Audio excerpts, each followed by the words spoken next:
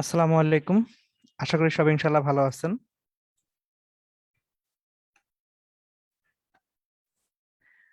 আমি গত লেকচারে আপনাদেরকে বলছিলাম যে আজকের লেকচারটা শুরু করব আমি কার্নোট চক্রের একটা ভিডিও দেখায়। সো আমি অ্যাকচুয়ালি আজকের একদম শুরুতেই আপনাদের কার্নোট চক্রটা পুরোটা আরো ভালোভাবে বোঝানোর জন্য, মানে ক্লিয়ার আন্ডারস্ট্যান্ডিং এর জন্য একটা ভিডিও শো করব আপনাদেরকে সরাসরি ইউটিউব থেকে। সো ওই ভিডিওটা থেকে অ্যাকচুয়ালি আমি আপনাদেরকে যে কার্নোট চক্রটা কিভাবে কাজ করতেছে সেটার একটা পরিষ্কার ধারণা দেওয়ার চেষ্টা করবো ইনশাল্লাহ। তাহলে আমি ভিডিওটাকে প্লে করব।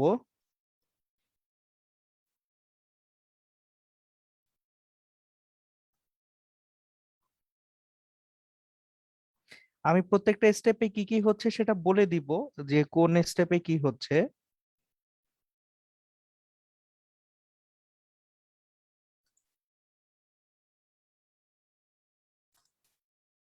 An internal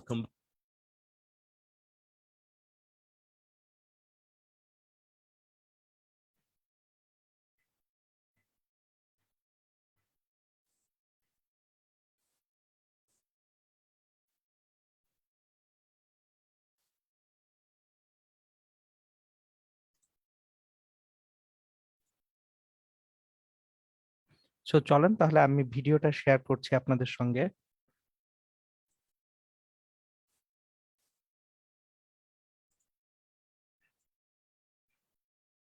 সো এটা হচ্ছে ভিডিওটা আমাদের, দেখেন। আমি আগে একটু ভিডিওর শুরুর দিকে অ্যাকচুয়ালি কোন একটা কার্নোর ইঞ্জিনের যে অংশগুলো আছে, এটা একটা আসলে 4 স্ট্রোক ইঞ্জিন। তো এই ইঞ্জিনের অংশগুলি শুরুতে দেখানো হয়েছে। সো এগুলো আমি মোটামুটি আপনাদেরকে গত ক্লাসে বলছি, একটু কার্সরটার দিকে খেয়াল করবেন যে কার্সরটা আমি কোথায় নিয়ে যাচ্ছি। সো একটু খেয়াল করেন, এইখানে এই যে সবুজ রঙের দুই পাশে দুইটা পিস্টন টাইপ দেখা যাচ্ছে, সবুজ রঙের এই দুইটা আসলে ভাল্ব। সো এই ভাল্ব স্প্রিং গুলা দিয়ে আমরা, এই যে ভাল্ব গুলা আছে, ভাল্ব গুলা দিয়ে আমরা আসলে অ্যাকচুয়ালি ইনটেক বা আউটলেট গুলাকে কন্ট্রোল করি। সো আমরা তাহলে যদি দেখি, এখানে এই যে পিস্টনটা দেখেন, পিস্টন চলে আসলো, পিস্টনের নিচে ক্র্যাঙ্ক শ্যাফট আসছে, ক্র্যাঙ্ক শ্যাফট আসছে। সো এখানে অ্যাকচুয়ালি তাহলে দেখেন, এখন মনোযোগ দিয়ে খেয়াল করেন পিস্টনটার উপরে যে জায়গাটা, আমি কিন্তু আপনাদেরকে বারবার একটা কথা বলছিলাম, গ্যাসটা আসবে পিস্টনের উপরে, পিস্টনের নিচে কিন্তু কখনো গ্যাস আসে না। গ্যাস আসে কোথায়? পিস্টনের উপরে। সো এইখানে এই যে পিস্টনের উপরে ফাঁকা জায়গাটায় গ্যাস আসবে, তারপর একটা ফুয়েল ইনজেক্টর দেখা যাচ্ছে এখানে। এই যে দেখেন ফুয়েল ইনজেক্টর, মানে যেটা দিয়ে ফুয়েলটাকে একেবারে অ্যাটমাইজ করে স্প্রে করা হয়। তারপর হচ্ছে আপনার একটা ইনটেক থাকতেছে, একটা আউটলেট থাকতেছে, ওকে। তারপর হচ্ছে পিস্টনের নিচে ক্র্যাঙ্কশ্যাফট থাকে, এবং এই ক্র্যাঙ্কশ্যাফটটাই অ্যাকচুয়ালি চাকাকে ঘুরতে সাহায্য করে। আর একেবারে নিচে দেখেন এই যে সিলিন্ডারটার তলায় কিছু তেল পড়ে আছে না, এই তেলটা আসলে যেটা করে, পিস্টনটা যখন ওঠানামা করে তখন ফ্রিকশনের কারণে যাতে খুব বেশি হিট লস না হয়, সেইটার জন্য এই তেলটাকে ব্যবহার করা হয়, যেটাকে আমরা মোবিল বা ইঞ্জিন অয়েল বলি। সো এই অয়েলটা কিন্তু মোবিল বা ইঞ্জিন অয়েল। আর আমরা যে গাড়িতে অকটেন ইউজ করতেছি বা রূপান্তরিত প্রাকৃতিক গ্যাস সিএনজি ইউজ করতেছি, সেটা কিন্তু এই ফুয়েল ইনজেক্টর দিয়ে আসে। সুতরাং দুইটাকে কোনোভাবেই গুলিয়ে ফেলেন না। ওকে, ভালো কথা, এখন সামনের দিকে আগাই। আমাদের অ্যাকচুয়ালি সেগমেন্ট গুলা মোটামুটি আমি যেভাবে পড়াইছি সেগুলা দেখলেই হয়ে যাবে, সেগুলো তো আমি দেখাই দিছি। এখন এই যে দেখেন ইনটেক, ইনটেকটা কিভাবে কাজ করে সেটা খেয়াল করেন। আমার ইনটেক স্টেজে এই যে ইনটেক ভালভ যেটা আছে, এই যে দেখেন ইনটেক যে ভালভটা আছে, এই ভালভের এই স্প্রিংটা দিয়ে অ্যাকচুয়ালি ভালভটাকে কন্ট্রোল করা যায়। সো স্প্রিংটা যদি সংকুচিত প্রসারিত হয় ইনটেক ভালভের, সেক্ষেত্রে কি ঘটে দেখেন, এই যে এইখানে পিস্টনের উপরে বাইরে থেকে আমার কি আসতেছে, গ্যাসটা প্রবেশ করবে। সো এই যে দেখেন আমি ইনটেক ভালভ খুলে দিচ্ছি, বাইরে থেকে গ্যাসটা এইখানে কি হচ্ছে, প্রবেশ করতেছে। সো এটা ছিল আমাদের যে ডায়াগ্রামটা ছিল এ থেকে বি, এটা এ থেকে বি স্টেজটা ছিল। ইনটেক ভালভ ক্লোজ যখন হয়ে গেল, আমি ভিতরে এখন গ্যাস পাইছি। এখন এই গ্যাসটাকে আমার অ্যাকচুয়ালি শুরুতে কি করতে হবে, কম্প্রেস করতে হবে। এই যে 1 থেকে 2 নাম্বার যে স্টেজটা ছিল সেটা এখন শুরু হলো, 1 থেকে 2 গ্যাসটা কম্প্রেস হচ্ছে এবং এটা একটা রুদ্ধতাপীয় প্রক্রিয়া, কোনো হিট বাইরে যাবে না। তাহলে গ্যাসটা যখন কম্প্রেস হবে, কম্প্রেসড অবস্থায় আমার গ্যাসটার অন্তঃস্থ শক্তি অনেক বেড়ে যাবে। এই যে কম্প্রেস হচ্ছে গ্যাসটা এবং গ্যাসের অন্তঃস্থ শক্তি বাড়তেছে। এবার এই কম্প্রেসড হওয়ার পরে আমি এর মধ্যে অ্যাকচুয়ালি ফুয়েল নজল দিয়ে অ্যাটোমাইজ করে কি ছাড়বো, ফুয়েল ছাড়বো। এই যে দেখেন অ্যাটোমাইজ করে ফুয়েলটাকে এখানে ছাড়া হইলো। সো যখনই ফুয়েলটাকে ছাড়া হইলো অ্যাটোমাইজ করে, এরপর এখানে কম্বাসন হবে। সো কম্প্রেশনের ফলে এখানে কিন্তু হিট অনেক বেড়ে গেছে। সো হিট যখন বেড়ে গেছে প্রচুর ফ্রিকশন হবে অণুগুলার ছোটাছুটির কারণে, এবং এই ছোটাছুটি থেকে এইখানে এই ভিডিওটায় কোনো স্পার্ক প্লাগ দেখানো হয় নাই, এটা অটো ইগনিশন হয়ে যাচ্ছে, যে টেম্পারেচার বেড়ে আগুন ধরে গেছে, দেখেন বিস্ফোরণ হচ্ছে। তাহলে এই স্টেজটা হচ্ছে 2 থেকে 3। দেখেন আগুন ধরার পরে বিস্ফোরণ হয়ে এই আগুনটা চারপাশে ছড়ায় পড়তেছে। সো আগুনটা যখন ছড়ায় পড়তেছে পিস্টনটা তখন কি হবে, নিজে থেকে নিচে নামবে। এখন তাহলে খেয়াল করেন, পিস্টন যখন নিচে নামতেছে, আগুন ধরে গেছে, সিস্টেমটা কাজ করতেছে। এখন কাজটা কে করতেছে, এখন কাজ করতেছে কিন্তু সিস্টেম নিজে। তাহলে আমার এখানে সিস্টেমটা নিজে কাজ করতেছে। এটা হচ্ছে 2 থেকে 3, যেটা সমষ্ণ প্রসারণ ছিল। তারপর আমরা গ্যাসটাকে আরো প্রসারিত হইতে দিব। সো এটা হচ্ছে 3 থেকে 4। সো আরো প্রসারিত হইতে দেওয়ার পরে গ্যাসটাকে এখন আমরা কি করব, সংকুচিত করব, সংকুচিত করে তারপরে এনভায়রনমেন্টে ফেলে দিব। সো এই যে দেখেন আপনার এইখানে যে এক্সস্ট গ্যাসটা আছে এই এক্সস্ট গ্যাসটাকে সংকুচিত করা হচ্ছে। সো এক্সস্ট গ্যাসটা সংকুচিত করার পরে আউটলেট ভালভটা খুলে দেওয়া হবে। তাহলে এই গ্যাসটা কি হবে, এনভায়রনমেন্টে রিলিজড হবে, আবারও পুরা সিস্টেমটা রেডি হবে নতুন আরেকটা সাইকেলের জন্য। এইভাবে অ্যাকচুয়ালি পুরো সিস্টেমটা কাজ করতে থাকে। এই ভিডিওটাই আমি আপনাদেরকে জাস্ট গত ক্লাসে বলছিলাম যে আমি ইনশাল্লাহ নেক্সট ক্লাসে আপনাদেরকে এই একটা ভিডিও দেখাবো, ভিডিওর মাধ্যমে পুরো জিনিসটার একটা মানে হচ্ছে ওভারভিউ দেওয়ার চেষ্টা করব। ওকে, সো ভিডিও দেখা শেষ আমাদের। আমরা এখন তাহলে আজকে যেটা করব, শুরুর কাজ, প্রথম যে কাজটা সেটা হচ্ছে গাণিতিক ভাবে আমি প্রত্যেকটা স্টেপে কি হচ্ছে না হচ্ছে সেটা আগে ব্যাখ্যা করব। যে আমাদের কার্নোর ইঞ্জিনে টোটাল কয়টা স্টেজ ছিল। অ্যাকচুয়ালি স্টেজ হচ্ছে 4টা, কিন্তু আমি দেখাইছিলাম 6টা। যে কিভাবে ফুয়েলটা, সরি গ্যাসটা কিভাবে ইনটেক হচ্ছে এবং গ্যাসটা কিভাবে বের হয়ে যাচ্ছে, এই দুইটা স্টেজ আমি দেখায় দিছিলাম। আজকে আমি প্রত্যেকটা স্টেজের যে কৃত কাজ হয় সেই কৃত কাজের একেবারে গাণিতিক ব্যাখ্যাগুলো একটা একটা করে দিব আপনাদেরকে ইনশাল্লাহ। চলেন শুরু করি, আমরা ডায়াগ্রামটা আগে আঁকি। সো আমরা যে ডায়াগ্রামটা আঁকছিলাম এটা হচ্ছে পিভি ডায়াগ্রাম, পি বনাম ভি, চাপ বনাম আয়তনের ডায়াগ্রামটা আমরা আঁকছিলাম গতদিন। সো আমরা তাহলে ওই ডায়াগ্রামটাই আঁকবো আজকেও।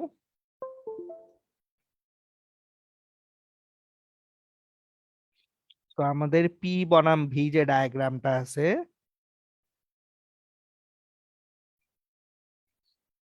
দেখেন আমি স্টেপ ওয়াইজ সব ব্যাখ্যা করবো ইনশাল্লাহ। প্রথমে এ থেকে বি তে আমি যখন ইনটেক ভালভটাকে খুলতেছি, কনস্ট্যান্ট প্রেসারে বায়ুমণ্ডলীয় চাপে ভিতরে গ্যাসটা প্রবেশ করছে। তাহলে আমরা আগে এই এ থেকে বি স্টেপে যে কৃত কাজটা আছে সেই কৃত কাজটা যদি আমরা দেখি, W A B equals to, এইখানে প্রেসারটা ফিক্সড পি, ভলিউমটা আমরা এইখানে এসে যেটা পাবো এই ভলিউমটা ধরেন ভি1। তাহলে আমার ভি1 ভলিউমটা পাচ্ছি কত থেকে, 0 থেকে, কারণ শুরুতে কোনো গ্যাস ছিল না, ভলিউমটা 0 ছিল। তাহলে এইখানে work done equals to P into V1, এটা হচ্ছে ডাব্লিউ এ বি। এইবার আমি গ্যাসটাকে সংকুচিত করলাম। কিভাবে সংকুচিত করলাম, রুদ্ধতাপীয় প্রক্রিয়ায় সংকুচিত করলাম। তাহলে এটা 1 থেকে 2 তে আসছি। তাহলে এই যে আমরা যখন 1 থেকে 2 তে আসতেছি, এই যে W12 এটা কিন্তু রুদ্ধতাপীয় সংকোচন, এবং এইখানে তারপর 2 থেকে 3 তে যখন যাব তখন এটা হবে সমষ্ণ প্রসারণ, 3 থেকে 4 হবে রুদ্ধতাপীয় প্রসারণ, আর 4 থেকে 1 হবে সমষ্ণ সংকোচন। আবার বি থেকে এতে চলে এসে গ্যাসটাকে আমরা বাইরে ভাগায় দিব, এবং হিটটা আমরা গ্রহণ করব এখানে T1 টেম্পারেচারে Q1 পরিমাণ, আর হিট রিলিজ করে দিব Q2 পরিমাণ T2 টেম্পারেচারে। সো আমরা সবগুলা জিনিসপত্র এঁকে নিলাম। এখন একটু মনোযোগ দিয়ে আমরা দেখব যে কোন স্টেজে কতটুকু কাজ হয়। 1 থেকে 2 এ যখন আমি যাচ্ছি, W12 যখন আমি করতে যাচ্ছি, W12 এটা কি রুদ্ধতাপীয় প্রক্রিয়ায় সংকোচন হচ্ছে, তাহলে W12 ইকুয়ালস টু, মনোযোগ দিয়ে দেখি আমরা 1 থেকে 2 এ যাচ্ছি। 1 নাম্বার পয়েন্টের টেম্পারেচার কত, T2, আর 2 নাম্বার পয়েন্টের টেম্পারেচার কত, T1। এখন দেখেন রুদ্ধতাপ প্রক্রিয়ায় কৃত কাজ কত ছিল, কৃত কাজ ছিল NR divided by gamma minus 1, এবং কোথা থেকে গেছি, এইখানে দেখেন 1 থেকে 2 এ গেছি, 1 এর তাপমাত্রা কত, T2, আর 2 এর তাপমাত্রা কত, T1। T2 মাইনাস T1, এটা হচ্ছে রুদ্ধতাপীয় প্রক্রিয়ায় কৃত কাজ। এখন আপনারা একটু মনোযোগ দিয়ে একটা জিনিস খেয়াল করবেন, এই যে 2 থেকে 3 এ এইখানে কি হচ্ছে, কম্বাসন বা দহন হচ্ছে, তার মানে T1টা অবভিয়াসলি T2 এর থেকে কি হবে, বড় হবে। সো আমি এটাও লিখে দেই, T1 is greater than T2। তাহলে যদি T1 গ্রেটার দ্যান T2 হয়, একটু দেখেন তো এখানে এই যে W12 এর যে ভ্যালুটা, ম্যাগনিটিউডটা, মানটা, এটা কি আসবে, ঋণাত্মক আসবে না? এখন তাহলে কৃত কাজ কেন ঋণাত্মক হচ্ছে? তাহলে একটু তাপগতিবিদ্যার প্রথম সূত্র যখন আমি আপনাদেরকে পড়াইছি, খুব সুন্দরভাবে বলছিলাম, যদি গ্যাসের প্রসারণ হয় তাহলে কৃত কাজ হবে ধনাত্মক বা সিস্টেম দ্বারা কৃত কাজ হবে, যদি সংকোচন হয় তাহলে কৃত কাজ হবে ঋণাত্মক বা সিস্টেমের উপরে কৃত কাজ। এই যে দেখেন এখানে সংকোচন হচ্ছে, তাহলে কি এই কাজটা সিস্টেম করতেছে না, তাহলে এই 1 2 অ্যাকচুয়ালি সিস্টেমের উপরে হচ্ছে, মানে বাহ্যিক ভাবে এই সংকোচনটা করা হয়।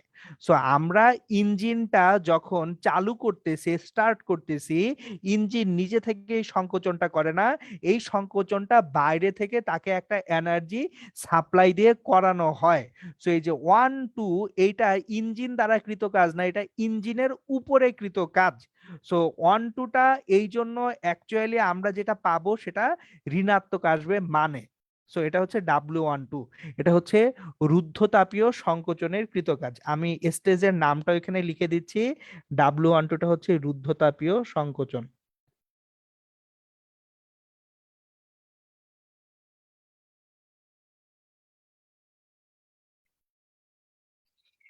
এরপর W23, 2 থেকে 3 যাব, এই স্টেপটা কি, 2 থেকে 3 তে এটা কিন্তু সমষ্ণ প্রক্রিয়ায় কি হচ্ছে, প্রসারণ হচ্ছে, কারণ আপনি যখন আগুন জ্বালায় দিচ্ছেন, আগুনটা যতক্ষণ পর্যন্ত ছড়াবে ততক্ষণ পর্যন্ত পুরো সিস্টেমের তাপমাত্রা একই থাকবে। তাহলে পুরো সিস্টেমের তাপমাত্রা একই আছে মানে হচ্ছে এখানে আমার অ্যাকচুয়ালি সমষ্ণ প্রক্রিয়ায় এটা প্রসারিত হচ্ছে। তাহলে এইখানে W23 হচ্ছে সমষ্ণ প্রসারণ।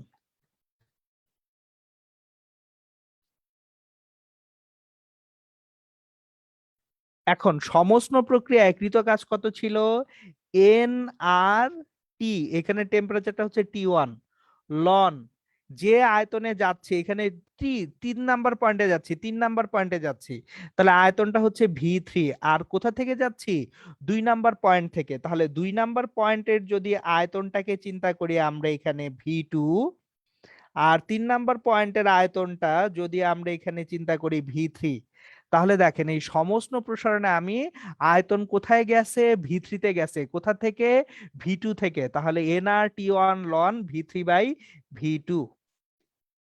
এখন গ্রাফ থেকেই দেখেন আয়তন বেড়ে গেছে, যদি আয়তন বাড়ে তাহলে V3 V2 থেকে বড়, V3 যদি V2 থেকে বড় হয়, এই সমষ্ণ প্রসারণে যে কৃত কাজ সেটা অবশ্যই কি হবে, ধনাত্মক হবে। কারণ কি, কারণ আমরা জানি লন পজিটিভ ভ্যালু যদি থাকে সেক্ষেত্রে সেটা আমাদেরকে পজিটিভই দিবে, বা লনে হচ্ছে একের থেকে বড় যে কোনো সংখ্যার জন্য মানটা আমরা কি পাই, ধনাত্মক পাই। তাহলে আমরা কিন্তু দুইটা স্টেপের জন্য কৃতকাজ পেয়ে গেলাম, খুবই ভালো কথা। আরো দুইটা স্টেপ আছে, তাহলে পরের দুইটা স্টেপ 3 থেকে 4-এ যখন আসবো, W34, W34 এটা হচ্ছে রুদ্ধতাপীয় প্রসারণ।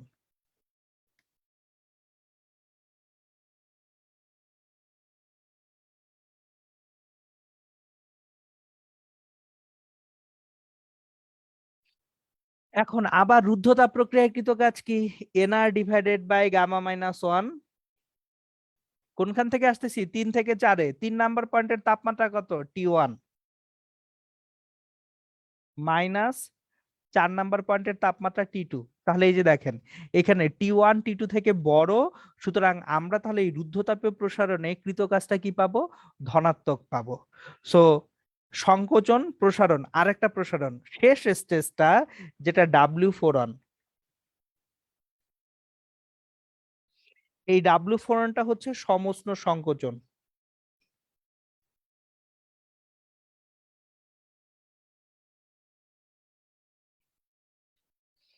তাহলে সমউষ্ণ সংকোচনের বেলায় কৃত কাজ এন আর, এখানকার টেম্পারেচার কত, T2, এই যে দেখেন এখানে টেম্পারেচারটা কত, T2, এন আর T2 লন, এখানে 1 নাম্বার পয়েন্টে ফেরত আসছে কোথা থেকে, 4 থেকে, মানে আয়তনটা কোথা থেকে ফেরত আসছে, 4 থেকে, V4 থেকে কোথায় আসছে, V1-এ আসছে। তাহলে শেষ আয়তন V1, আদি আয়তন V4।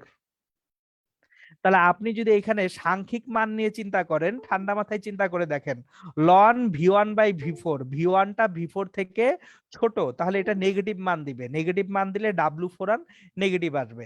তার মানে এই যে দেখেন সংকোচনে আবারও ঋণাত্মক কাজ হচ্ছে, বা এখানে সিস্টেমটা কাজ করতেছে না, সিস্টেমের উপরে কাজ হচ্ছে। ওকে, সো এখন আসেন আমি গ্যাসটাকে বাইরে বের করে দিব, বি থেকে এ তে তাহলে কতটুকু কাজ হয়, WBA ইকুয়ালস টু, তাহলে বি থেকে এতে যখন গ্যাসটাকে ভাগায় দিচ্ছি, চাপ পি, শেষ আয়তন কত, 0, আদি আয়তন কত, V1, 0 minus V1, so minus PV1। সুতরাং দেখেন যদি মোট কাজের কথা হিসাব করতে যান, এই WBA WAB পরস্পরকে কি করে দিবে, নালিফাই বা কাটাকাটি করে দিবে। আরো মজা আছে, গতকালকে বলছিলাম আজকে আবার বলতেছি, রুদ্ধতাপীয় সংকোচন প্রসারণ পরস্পরকে নাকচ করে দেয়। এখন আমি গাণিতিক ভাবে এটা আপনাদেরকে দেখাইতে পারবো যে রুদ্ধতাপীয় প্রক্রিয়ায় যে কৃতকাজ দুইটা আছে সেইটা অ্যাকচুয়ালি একটা আরেকটাকে নাকচ করে দেয়। শুধুমাত্র সমস্ত সংকোচন এবং সমস্ত প্রসারণের কৃতকাজটাই আমরা আউটকাম হিসেবে পাই। আমি গোটা জিনিসটাকে এখন আপনাদেরকে আরেকবার লিখে দেখাবো যে কার্নোট চক্রে আসলে মোট কৃতকাজ কত হয় সেটা যদি বের করতে যাই। সুতরাং কার্নোট চক্রে মোট কৃত কাজ,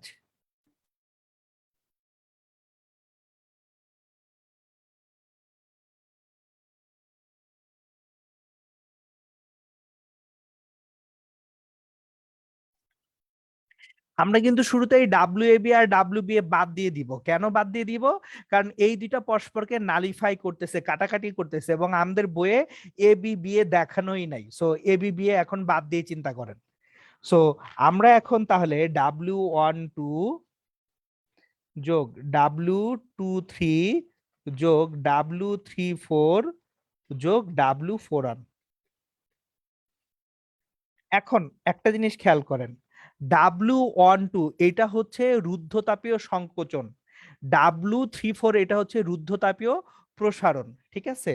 সো আমরা যদি ভ্যালুগুলা বসাই, NR divided by gamma minus one, T2 minus T1 plus nRT1 লন V3 divided by V2 plus nR by gamma minus one T1 minus T2 plus nRT2 ln V1 divided by V4। এখন একটু মনোযোগ দিয়ে যদি খেয়াল করি আমরা, এই যে T2 মাইনাস T1 আর T1 মাইনাস T2, এই NR by gamma minus one যদি আমরা কমন নেই এই দুইটা থেকে, so NR by gamma minus one common নিলে কি দাঁড়ায়, NR divided by gamma minus one common নেন, T2 minus T1 plus T1 minus T2, খেয়াল করেন এটা জিরো দিয়ে দিবে।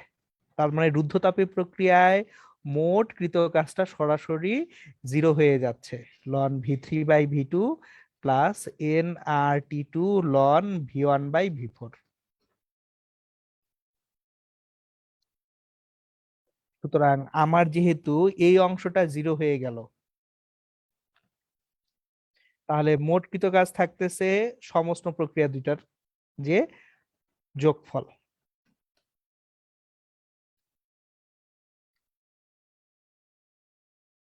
তাহলে আবারও রিপিট করতেছি, আমরা কার্নোট চক্র থেকে মোট যে কৃত কাজ পাবো সেটা যদি আমাদেরকে বের করতে বলে, শুধু সমস্ত প্রক্রিয়ার কৃত কাজ দুইটা দেখলেই হয়।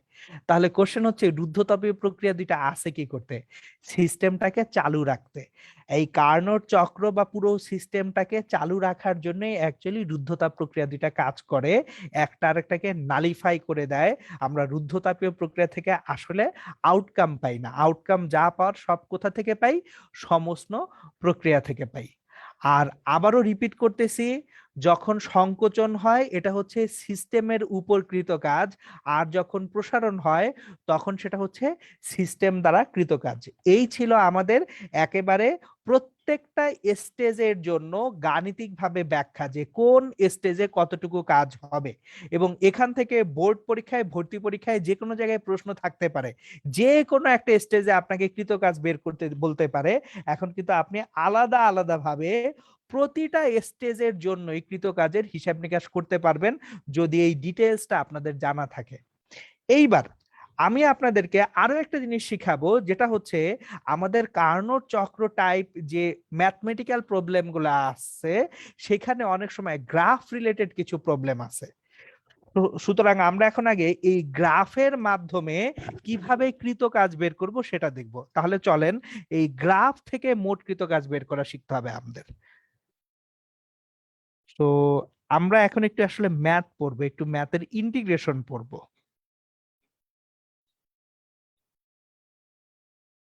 তাহলে এই পিভি যে কার্ভটা আছে সেই কার্ভটা আমি এখানে আঁকবো।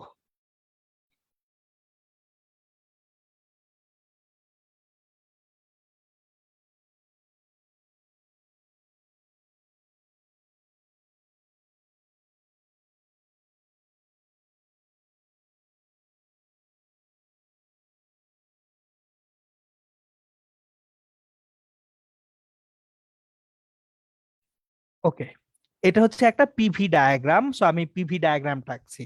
এখন দেখেন আমরা জানি ডি ডাব্লিউ সমান পিডিভি, তাহলে কৃত কাজ W equals to integration of D W মানে ইন্টিগ্রেশন অফ পিডিভি। এখন ইন্টিগ্রেশন মানে কি, ইন্টিগ্রেশন মানে হচ্ছে বক্ররেখা দ্বারা আবদ্ধ অংশের ক্ষেত্রফল। আমরা অলওয়েজ এটা কি জানি না যে ইন্টিগ্রেশন মানেই হচ্ছে বক্ররেখা দ্বারা আবদ্ধ অংশের ক্ষেত্রফল। আমি একটু অন্যভাবে দেখাই আপনাদেরকে, মনোযোগ দিয়ে দেখেন, এটা ম্যাথমেটিক্যাল বেসিক ইন্টিগ্রেশনের। যখন আমরা একটা ফাংশন লিখি y equals to function of x, এখানে ছোট্ট একটা স্ট্রাইপ যদি আমরা নেই, খুব ছোট্ট একটা স্ট্রাইপ, তাহলে এই স্ট্রাইপটা যদি ডি এক্স পুরুত্বের হয়, এইখানে ওয়াইটা কি, এখানে ওয়াই হচ্ছে উচ্চতাটা, আর পুরুত্ব কত ডিএক্স, তাহলে এখানে ক্ষেত্রফলটা কত, এই স্ট্রাইপটার ক্ষেত্রফল ওয়াই ডিএক্স। তাহলে এই যে স্ট্রাইপটা দেখতেছি, স্ট্রাইপের ক্ষেত্রফল হচ্ছে ওয়াইডিএক্স। তাহলে আমি যদি এই পুরোটার ক্ষেত্রফল নির্ণয় করতে চাই, তখন আমরা কি করি, যে কোনো একটা পার্টিকুলার পয়েন্ট থেকে শুরু করে এ থেকে ধরেন বি পর্যন্ত ইন্টিগ্রেশন অফ ওয়াইডিএক্স করি, যে এ থেকে বি পর্যন্ত তাহলে এরিয়া বা ক্ষেত্রফলটা কত। সো ইন্টিগ্রেশনের এইটা হচ্ছে বেসিক। সো ইন্টিগ্রেশন মানেই হচ্ছে এরিয়া আন্ডার দা কার্ভ, আমি লিখেই দিচ্ছি এখানে ইন্টিগ্রেশন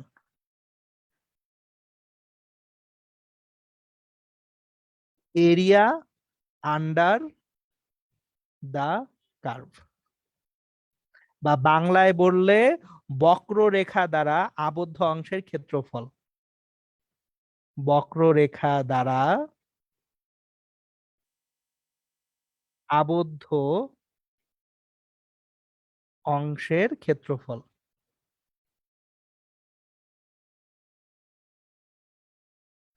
এটা হচ্ছে ইন্টিগ্রেশন বা সমাকলন বা যোগজীকরণের বেসিক। তাহলে এখন এই বেসিকটা এখানে আমি অ্যাপ্লাই করব যে এই যে বক্ররেখাটা আছে এই বক্ররেখাগুলা দ্বারা আবদ্ধ অংশের ক্ষেত্রফল আসলে কতটুকু। সো পুরা চক্রের কাজ দেখতে গেলে আমি কি করব, 1 থেকে 2-এ যাব, 2 থেকে 3-এ যাব, 3 থেকে 4-এ যাব, 4 থেকে 1-এ আসব। তাহলে total work done W equals to W12 plus W23 plus W34 plus W41। সুতরাং আমি W12, W23, W34, W41 চারটা যোগ করে মোট কৃতকাজ পাওয়ার কথা। এখন দেখেন 1 থেকে 2 এই বক্ররেখা দ্বারা আবদ্ধ অংশের ক্ষেত্রফল কত। আমরা যদি 1 থেকে 2 চিন্তা করি, 1 থেকে একটা লম্ব টানি, এই বিন্দুটাকে যদি এ বলি, 2 থেকে একটা লম্ব টানি, এই বিন্দুটাকে যদি বি বলি, খেয়াল করেন এ বি, তাহলে এই যে এরিয়াটা পেলাম A1 2 BA, এই এরিয়াটুকু মনোযোগ দিয়ে খেয়াল করেন, আমরা যে এরিয়াটুকু পাচ্ছি 1 থেকে 2 এর জন্য, এখানে লম্বটা একটু বাঁকা হয়ে গেছে, লম্বটা আমি একটু সোজা করে আঁকি, নাহলে দেখতে খ্যাত খ্যাত লাগবে। এই যে সুন্দর। এখন তাহলে দেখেন 1 থেকে 2 এর জন্য যে কৃত কাজটা, এই কৃত কাজটা কিরকম, সংকোচনের জন্য কৃত কাজ ধনাত্মক না ঋণাত্মক? ঋণাত্মক। তাহলে আমরা এখানে একটা মাইনাস সাইন দিব শুরুতেই। কেন মাইনাস? কারণ কৃত কাজটা ঋণাত্মক। মাইনাস কোন এরিয়া? A1 2 BA, এই এরিয়াটুকু দেখেন, এরিয়াগুলা লিখতেছি A1 2 BA, এই এরিয়াটা কেন মাইনাস করলাম? কারণ এখানে সংকোচন হচ্ছে, সংকোচনে কৃত কাজটা কি আসবে? অলওয়েজ ঋণাত্মক আসবে। ক্লিয়ার? এবার আসেন 2 থেকে 3-তে কৃত কাজ কতটুকু। আমি 2 থেকে 3-তে এখন যাব, তাহলে 3 থেকেও একটা লম্ব টেনে নিই। ধরেন এই লম্বটা এখানে এসে সি বিন্দুতে ছেদ করে। তাহলে দেখি তো 2 থেকে 3-তে এই 2 3-র আন্ডারে যে এরিয়াটা আছে সেই এরিয়াটা নিব। 2 3-র আন্ডারের এরিয়াটা কোথা থেকে আসে দেখি তো? B23CB। এই যে দেখেন 2 থেকে 3-র আন্ডারের যে এরিয়াটা সেটা কোথা থেকে শুরু হয়? বি থেকে। B23CB। তাহলে এইখানে B23CB। এখন এইখানে কি হচ্ছে? 2 3-তে সংকোচন না প্রসারণ? প্রসারণ হচ্ছে। যদি প্রসারণ হয় কৃতকাজ ধনাত্মক না ঋণাত্মক? কৃতকাজ অবশ্যই ধনাত্মক। তাহলে কৃতকাজ এখানে প্লাস, পজিটিভ।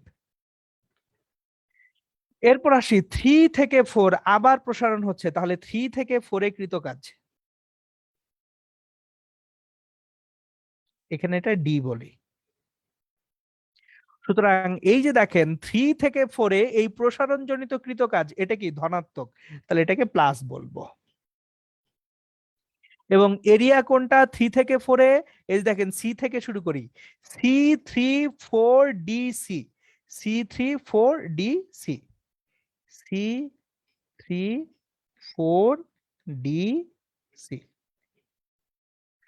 ফাইনালি 4 থেকে 1-এর যে কৃত কাজটা আছে, আমরা 4 থেকে 1-এর কৃত কাজটা যদি দেখতে যাই, তাহলে দেখেন তো এইখানে কৃত কাজটা ধনাত্মক না ঋণাত্মক? ঋণাত্মক। কেন? কারণ সংকোচন হচ্ছে, তাহলে মাইনাস। মাইনাস করলাম। এখন 4 থেকে 1-এ গেলে কত হয়? A14DA অথবা D41AD, যেভাবেই বলেন, D41AD।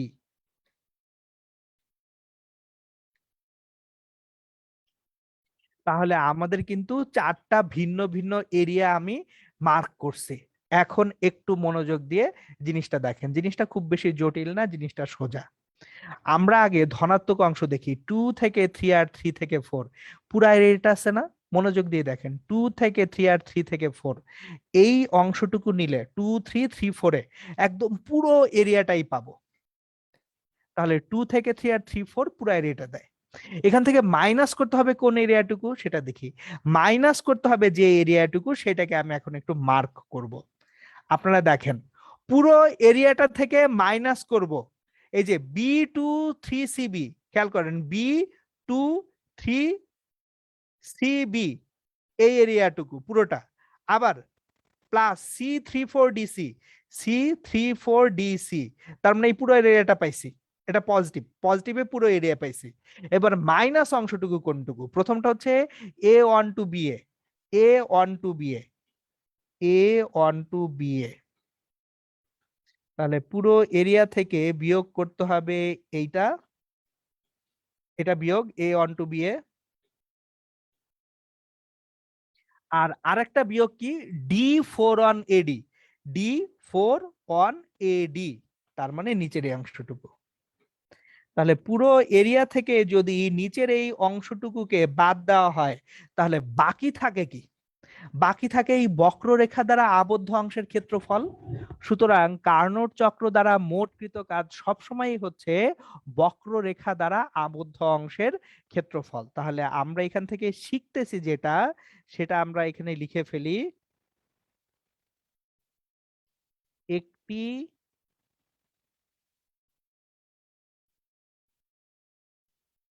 কার্নোট চক্রের মোট কৃত কাজ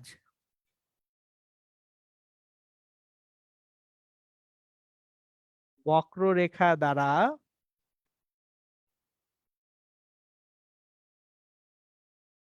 আবদ্ধ অংশের ক্ষেত্রফল। এটা হচ্ছে অ্যাকচুয়ালি আমাদের লার্নিং আউটকাম এখান থেকে। আর আমরা তাহলে দেখেন প্রত্যেকটা চক্রে কি হয় সেটা শিখছি, প্রত্যেক চক্রের কৃতকাজ বের করতে শিখছি। গত ক্লাসে আমি আপনাদেরকে ইফিসিয়েন্সি বা কর্মদক্ষতা বের করতে শিখাইছি, এবং সেই সঙ্গে কখন প্রত্যাগামী প্রক্রিয়া হলে কি হবে সেটাও আপনাদেরকে দেখাইছি। সো আরেকবার রিপিট করতেছি, কৃতকাজ ডাব্লিউ ইকুয়ালস টু গৃহীত তাপ মাইনাস বর্জিত তাপ। সিস্টেমটা যে পরিমাণ তাপ গ্রহণ করছে Q1, যে পরিমাণ তাপ বর্জন করছে Q2, তাহলে W সমান Q1 মাইনাস Q2। এরপর কর্মদক্ষতা বা ইফিসিয়েন্সি,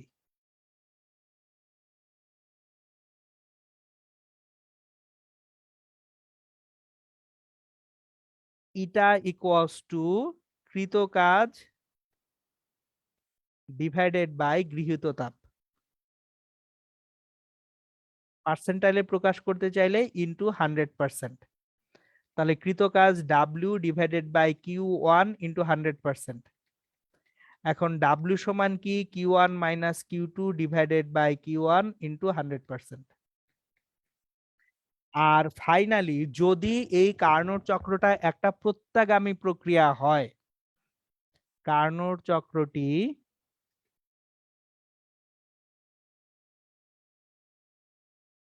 প্রত্যাগামী হলে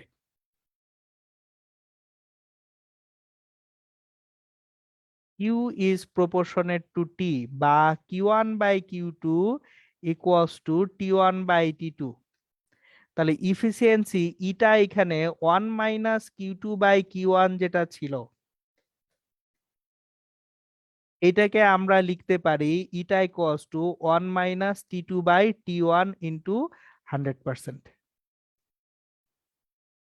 এখন এখানে বেশ কিছু টার্মিনোলজিস বা এখানে বেশ কিছু কথাবার্তা আমাদের মনে রাখতে হবে, কারণ ম্যাথ করার সময় ম্যাথের ডেটা গুলায় যখন বাংলা কথাবার্তা বলা থাকবে, কোনটাকে কি বলে এটা জানাটা খুব জরুরি। আমরা যখন তাপটাকে গ্রহণ করতেছি, এই যে দেখেন T1 তাপমাত্রায় তাপটাকে গ্রহণ করতেছি, সুতরাং এই যে যেটা তাপ গ্রহণ করতেছি এইটাকে বলা হয় হচ্ছে উৎস বা তাপ গ্রাহক। সো আবার রিপিট করতেছি, তাপটাকে যখন আমরা গ্রহণ করতেছি এটাকে আমরা বলি উৎস বা তাপ গ্রাহক। সো আমরা তাহলে এইখানে প্রথমেই যেটা বলবো সেটা হচ্ছে উৎস হতে গৃহীত তাপ, এটা হচ্ছে Q1। আর উৎসটাকে আমরা অ্যাকচুয়ালি কি বলতে পারি, আবার তাপ গ্রাহকও বলতে পারি, যে উৎস বা তাপ গ্রাহক এটা হচ্ছে Q1। সো এইখানে তাহলে উৎসের বা তাপ গ্রাহকের তাপমাত্রা T1 আর বর্জিত তাপটা হচ্ছে Q2। এই Q2 তাপটা আমরা যেখানে বর্জন করি সেটা হচ্ছে সিঙ্ক। আবার বলছি সিঙ্ক, আমরা রান্নাঘরে কিচেনের সিঙ্কে পানিটা ফেলে দেই। সো সিঙ্ক মানে হচ্ছে যেখানে তাপটাকে বর্জন করা হয়। তাহলে সিঙ্কে বর্জিত তাপ, এটা Q2। সিঙ্কের তাপমাত্রা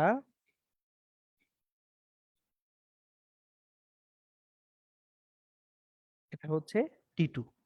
সুতরাং আমরা কিন্তু তাহলে এই যে দেখেন যে কার্নোট চক্রের প্রত্যেকটা কৃতকাজ জানলাম এবং সবকিছু কোনটাকে কি বলা হয় সেটাও দেখলাম। এখন যেটা করব আমরা, এতক্ষণ ধরে আমরা চক্রটা পড়ছি, চক্রটা নিয়ে আমরা একটু কাজকর্ম করব। আমরা অ্যাকচুয়ালি কার্নোর চক্রের প্রত্যেক ধাপে কত কাজ হয় সেটা নিয়ে এখন একটা ম্যাথমেটিক্যাল অ্যানালাইসিসে যাব।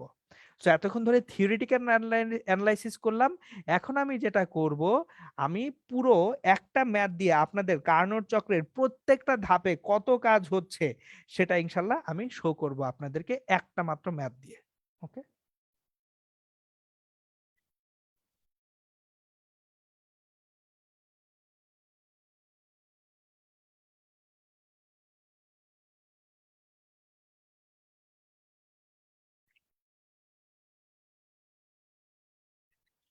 আমি শুরুতেই ম্যাথটা করানোর শুরুতে ম্যাথের কোশ্চেনটা আগে লিখবো, যে কি ম্যাথ আমরা করব। আমরা এখন তাহলে কোশ্চেনটা লিখি, প্রবলেম বা কোশ্চেন।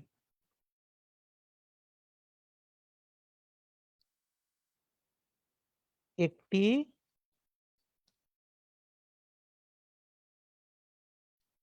কার্নোট চক্র 2 মোল অক্সিজেন গ্যাস নিয়ে কাজ করে। মানে আপনার যে কার্নোট চক্রটা চালাবেন এটায় অ্যাকচুয়ালি সিলিন্ডারের মধ্যে আপনি oxygen gas as an input দিবেন। সো তাহলে আপনি প্রত্যেক চক্রে 2 মোল অক্সিজেন গ্যাস ইউজ করতেছেন, ঠিক আছে। তার মানে এই যে দেখেন মোল সংখ্যা এন, এন কিন্তু আপনি পেয়ে গেছেন। আর অক্সিজেন গ্যাস এটা দেওয়া কেন, অক্সিজেন গ্যাস না জানলে কি সমস্যা, গামায়ের মান তো লাগবে আমার। কৃতকাজ রুদ্ধতাপীয় প্রক্রিয়া যখন বের করতে যাবেন তখন কি NR by gamma minus one আছে না, তাহলে গামা কোথা থেকে পাবেন, অক্সিজেন গ্যাস। 2 পারমাণবিক গ্যাসের জন্য আমরা গামা এর মান জানি অলরেডি, কিন্তু গামা এর মানগুলা কোন ক্ষেত্রে কি হবে সেগুলো আমরা ডিসকাস করে ফেলছি। সুতরাং আবারও রিপিট করতেছি, 1 পারমাণবিক গ্যাসের জন্য গামা এর মান, 2 পারমাণবিক গ্যাসের জন্য গামা এর মান, আর 3 পারমাণবিক গ্যাসের জন্য গামা এর মানগুলা কিন্তু আমাদের একেবারে সুস্পষ্টভাবে মাথায় রাখতে হবে। সো আমরা যেহেতু এইখানে 2 পারমাণবিক গ্যাস জানি, তাহলে 2 পারমাণবিক গ্যাসের জন্য গামা এর মানটাও আমাদের ইজিলি জানা, যে 1.41। সো আমরা গামা এর মান 1.41 দিয়ে ম্যাথটা করব, ঠিক আছে। এখন প্রশ্নে বলা হলো শুরুতে গ্যাসের তাপমাত্রা, মানে এই শুরুতে তাপমাত্রা বলতে বোঝানো হয় আসলে উৎসের তাপমাত্রা। সো যে কোনো জায়গায় শুরুতে তাপমাত্রা বলা হবে সেটা উৎসের তাপমাত্রা। আমি এখানে লিখেই দেই উৎসের তাপমাত্রা। তো পরীক্ষায় যদি উৎসের তাপমাত্রা না বলে, যদি বলে শুরুতে একটা সিস্টেমের তাপমাত্রা ছিল 300 ডিগ্রি, তার মানে এটা হচ্ছে উৎসের তাপমাত্রা। ওকে। ও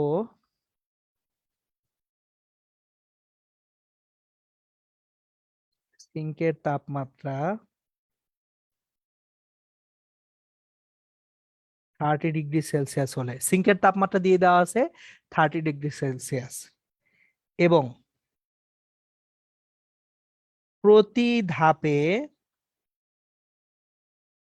সংকোচন প্রসারণের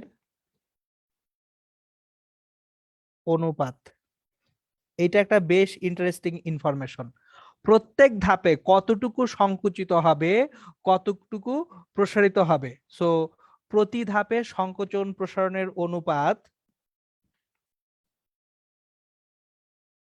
1:2 হলে চক্রটির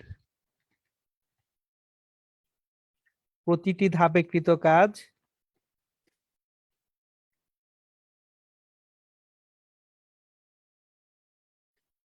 মোট কৃত কাজ এবং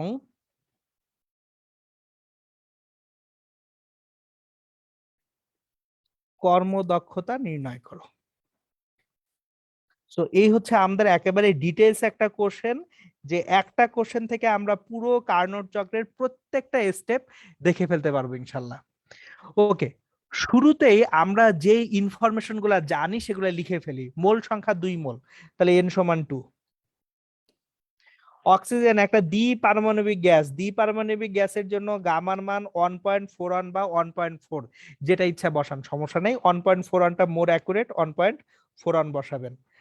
আর সার্বজনীন গ্যাস ধ্রুবক 8.314। সো একক গুলা চাইলে বসাইতে পারেন, জুল পার মোল পার কেলভিন, এখানে বসায় দেন চাইলে, জুল পার মোল পার কেলভিন, n=2 মোল। শুরুর তাপমাত্রা, উৎসের তাপমাত্রা T1 300 ডিগ্রি সেলসিয়াস, তার মানে 300 + 273 কেলভিন। সব তাপমাত্রা কেলভিনে, পরম তাপমাত্রায় নিতে হবে, 573 কেলভিন।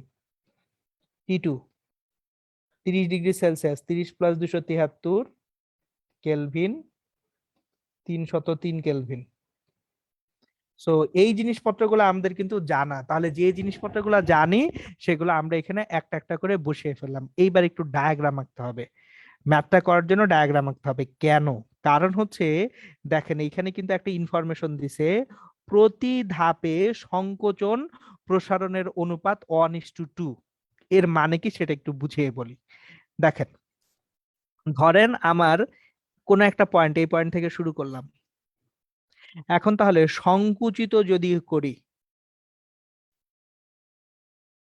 সংকোচন প্রসারণের অনুপাত 1:2, তার মানে সংকোচন এবং প্রসারণ এটার অনুপাত যদি 1:2 হয়, এর মানে আসলে কি? মানে হচ্ছে সংকুচিত যখন হচ্ছে, মোট যে আয়তন, আয়তনের অর্ধেকে সংকুচিত হচ্ছে। প্রসারিত যখন হচ্ছে, আয়তনের দ্বিগুণ প্রসারিত হচ্ছে। আবার রিপিট করতেছি, সংকোচন প্রসারণের অনুপাত 1:2। তার মানে যখন সংকুচিত করতেছি তখন অর্ধেক করতেছি, প্রসারিত যখন করতেছি তখন ডাবল করতেছি।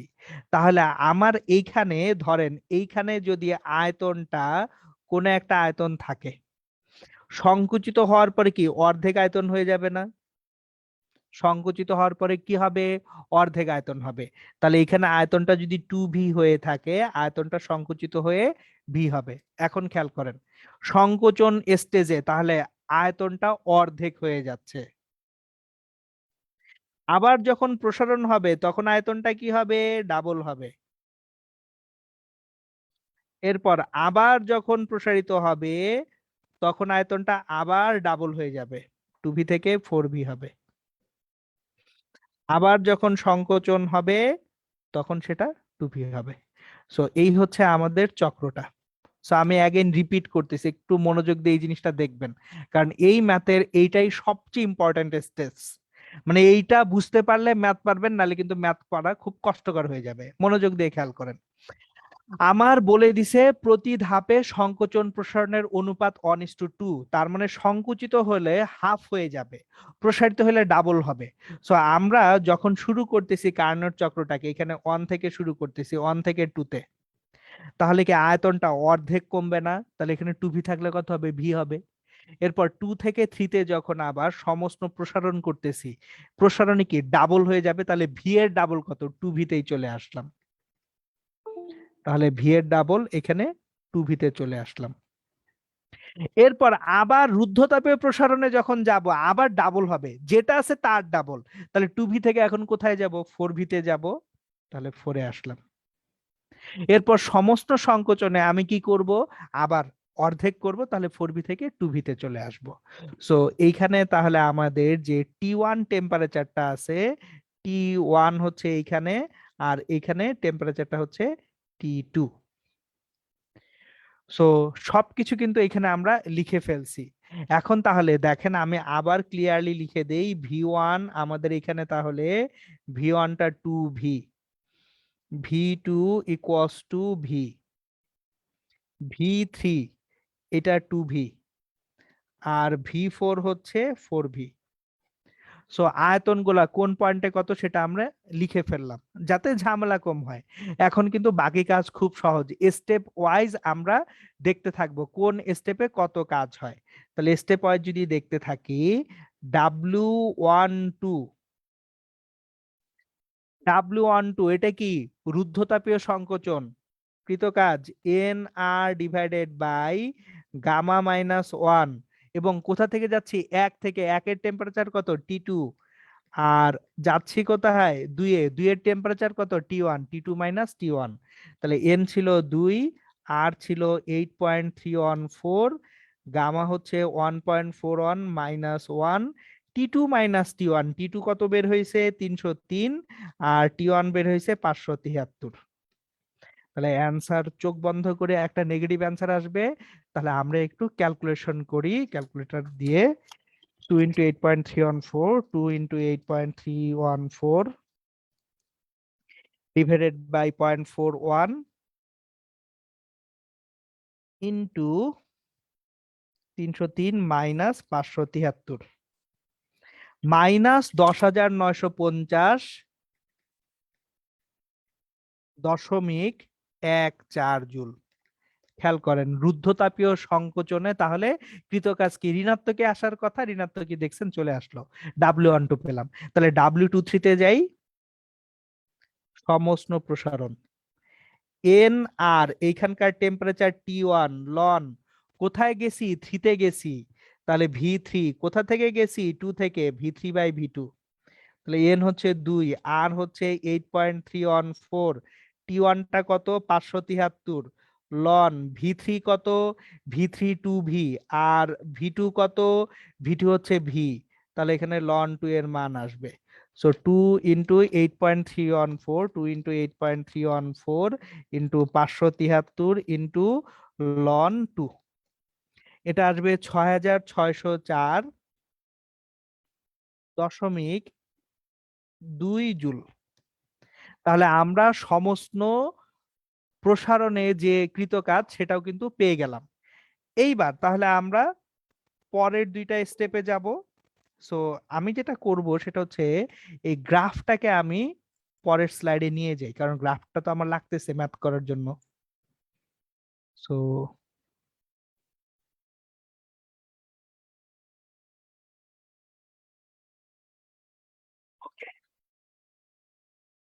আমরা গ্রাফটাকে নিয়ে আসি এখানে, গ্রাফটা আমাদের এখানে থাকুক।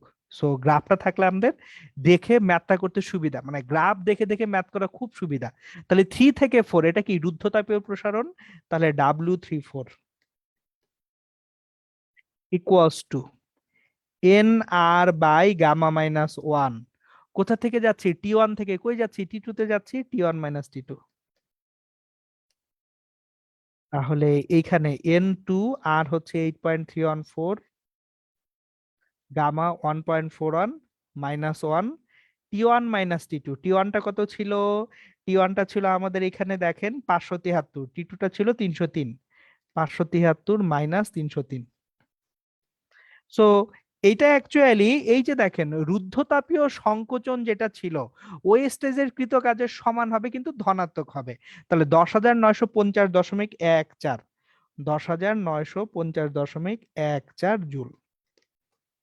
আর ফাইনালি W4 অন রুদ্ধতাপীয় নয়, এখন সমস্ত সংকোচনে আসছি। তাহলে Nr(T2) লন কোথায় আসছি, একে আসছি, কোথা থেকে, 4 থেকে, V1/V4। তাহলে এন কত, এন হচ্ছে 2, আর কত 8.3 অন 4, টি2 কত, টি2টা হচ্ছে আমাদের 303 কেলভিন, লন ভি1, আমাদের ভি1টা দেখতেই পাচ্ছি চিত্র থেকে 2V, আর ভি4 হচ্ছে 4V। তাহলে 2 into 8.3 on 4, 2 into 8.3 on 4 into 303 into loan half, এটা মাইনাস আসবে -3,492.27 জুল। সো এই যে দেখেন তাহলে আমরা 4টে স্টেজের কৃতকাজ জেনে গেছি। এখন তাহলে টোটাল কৃতকাজটা কত সেটা বের করে ফেলি।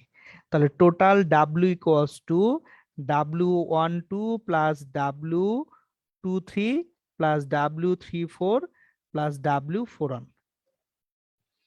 তাহলে W12 ছিল -10,950.14, W23 ছিল হচ্ছে 6,604.2, 6,604.2, W34 ছিল প্লাস 10,950.14, আর W41 মাইনাস 3,492.27।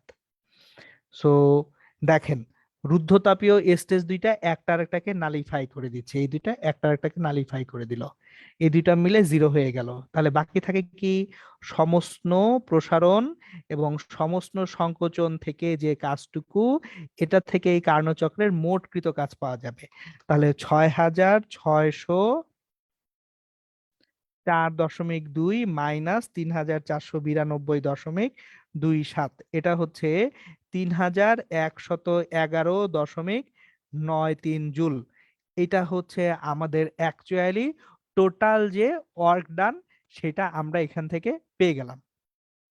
এখন দেখেন আমাদের এইখানে প্রত্যেক ধাপের কৃতকাজ বের হয়েছে এবং মোট কৃতকাজও বের হয়েছে। এইবার আমাদের প্রশ্নে একটা জিনিস বলছে কর্মদক্ষতা নির্ণয় করতে।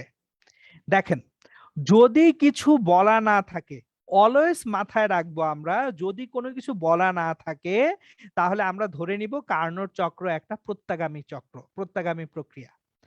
অন্য কিছু বলা না থাকলে আমরা ধরেই নিব কার্নোট চক্র একটা প্রত্যাগামী প্রক্রিয়া।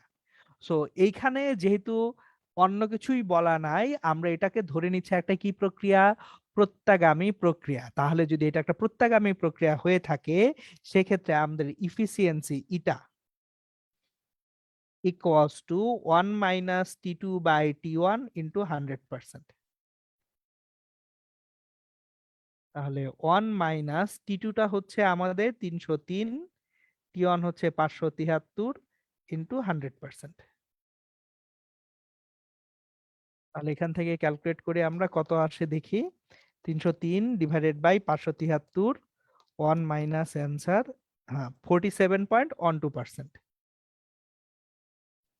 তাহলে দেখেন এই কার্নোট চক্রটার কর্মদক্ষতা 47.12%। তাহলে এই যে দেখেন এইটা হলো আমাদের একেবারে একটা কার্নোট চক্রের প্রত্যেক ধাপে ধাপে স্টেপ ওয়াইজ কি কাজ হচ্ছে না হচ্ছে সেটার কিন্তু একেবারে বিস্তারিত আলোচনা।